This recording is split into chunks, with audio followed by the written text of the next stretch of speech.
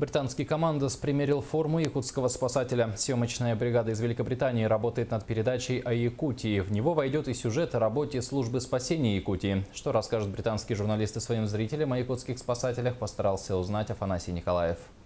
Бывший командос, летчик-паралимпиец и известный телеведущий британского канала 4 Артур Уильямс вышел в профилактический рейд с якутскими спасателями на реку в акватории столицы.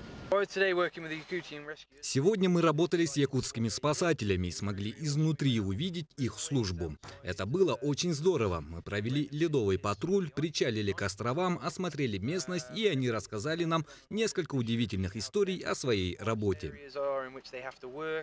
Режиссер картины Оуэн О'Шей подчеркивает, что главная цель работы с якутскими спасателями – показать уникальность поисково-спасательной службы региона, ее отличие от коллег за границей.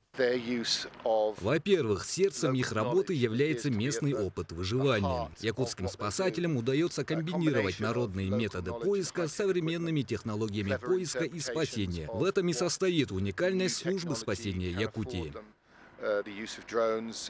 Рассказ о работе региональной службы спасения – часть большого фильма о Якутии в рамках проекта «На краю земли». Документалисты уже посетили озеро Лабынкыр и Аймиконский район.